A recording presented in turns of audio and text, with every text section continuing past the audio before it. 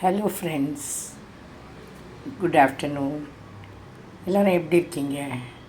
என்னுடைய subscribers, viewers, like பண்ணுறவங்க, என்னுடைய சேனல் மேக்ஸ் கிச்சன்ஸ் தமிழ் அதை லைக் பண்ணுறவங்க, ஷேர் பண்ணுறவங்க எல்லாருமே சுகத்தோடும் பலத்தோடும் இருக்கணும்னு ஆண்டவற்றை நான் வேண்டிக்கிறேன். ஃப்ரெண்ட்ஸ், இன்றைக்கி பாவக்காய் பொரியல் எப்படி செய்யலாம் அப்படின்றத நம்ம பார்க்கலாம்.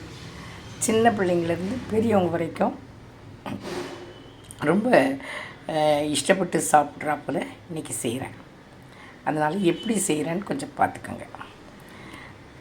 ஃப்ரெண்ட்ஸ், இங்கே பாருங்கள், பாவக்காய் வந்து இந்த மாதிரி கட் பண்ணி வச்சுருக்கேன். ரவுண்டாக கட் பண்ணி வச்சுருக்கேன். இதில் நாம் என்ன செய்ய போகிறோம், கொஞ்சமாக உப்பு போட்டுக்கணும். இங்கே பாருங்கள்,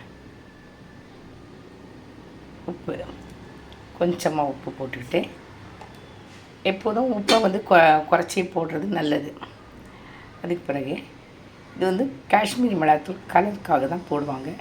அது மட்டும் இல்லாமல் காரம் இதில் குறைவாக தெரியும். அதனால் காஷ்மீரி மிளகாத்தூள் போட்டுக்கலாம்.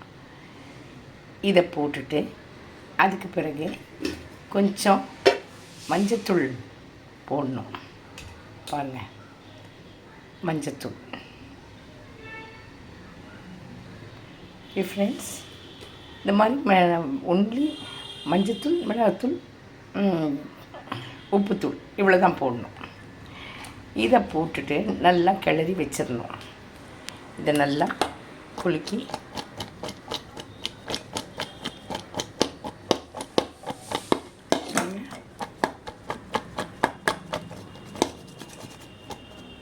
நல்லா குலுக்கி இப்படி வச்சிடணும்.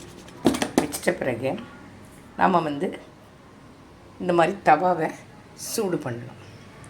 சூடு பண்ணிவிட்டு அது போடும்போது இங்கே பாருங்கள் ஃப்ரெண்ட்ஸ், இப்போ நான் ஏன் வந்து இந்த தவாவை அதை யூஸ் பண்ணுறேன்னா, தவாவில் வந்து நம்ம செய்யும்போது கொஞ்சம் கிறிஸ்பியாக வரும்.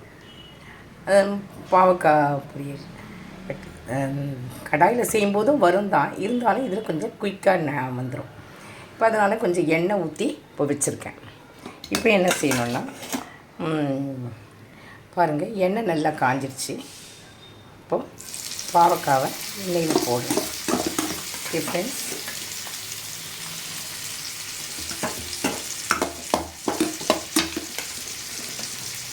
பாவக்காய் ரொம்ப நல்லது உடம்புக்கு. இந்த மாதிரி பாவக்காய் செஞ்சு நம்ம சாப்பிடும்போது நமக்கு வந்து உடம்புல இந்த கசப்பு சத்தம் உடம்புல ஏறுது. சரிங்களா? இந்த கசப்பு சுவை வந்து நம்முடைய உடம்புல சேரும்போது நோய் எதிர்ப்பு சக்தி அதிகமாகுது. அதனால் பாவக்காவை வாரத்துக்கு ஒரு நாளோ அல்லது 2 நாளோ சாப்பிட்றது நல்லது. பாருங்கள் ஃப்ரெண்ட்ஸ்,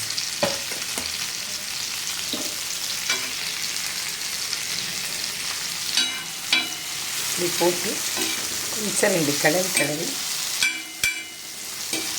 கிளறி எண்ணெயில் இப்படி வதக்கிட்டு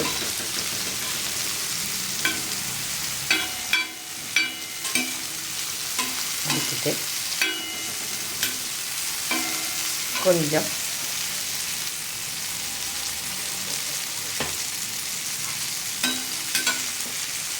இதை வந்து ஸ்லிம்மில் வச்சுட்டு அப்படியே கொஞ்சம் மூடி வச்சுக்கலாம்.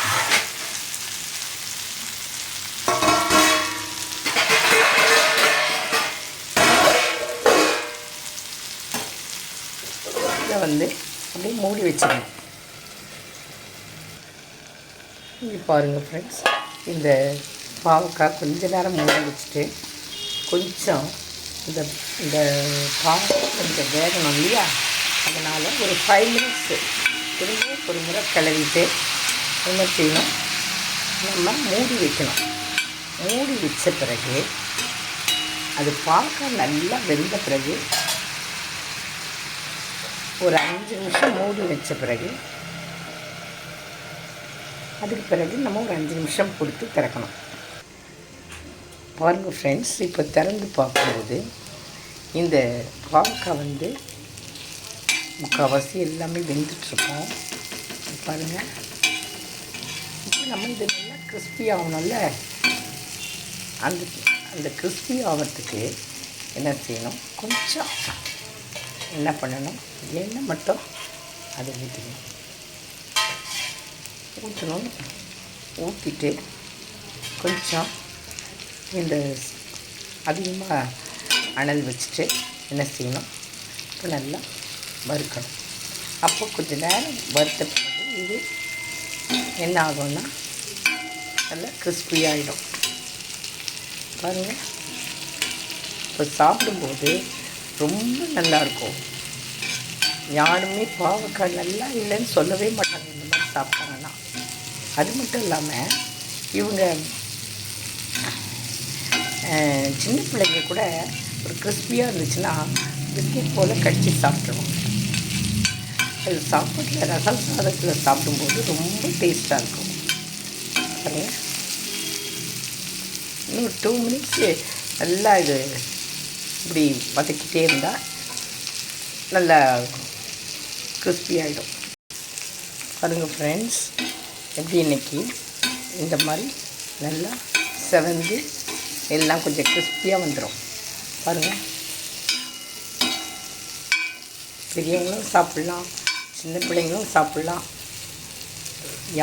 எல்லாருமே நல்லா இருக்குன்னு தான் சொல்லுவாங்க. இதை கொடுங்க, பிள்ளைங்களுக்கு எந்த நோவும் வராது. இந்த கசப்பு சுவை உடம்புல பிள்ளைங்களுக்கு வேணும்.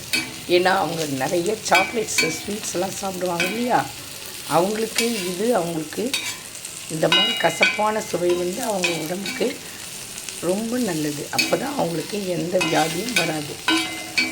ஓகே ஃப்ரெண்ட்ஸ், அவ்வளோதான் ஃப்ரெண்ட்ஸ். Thank you friends.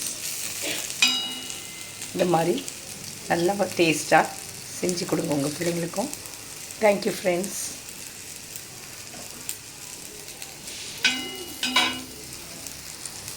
ஃப்ரெண்ட்ஸ், இதே போல் நீங்களும் வீட்டில் செஞ்சு சாப்பிடுங்க. இது ரசம் சாதம், சாம்பார் சாதம் எல்லாத்துக்குமே நல்லாயிருக்கும்.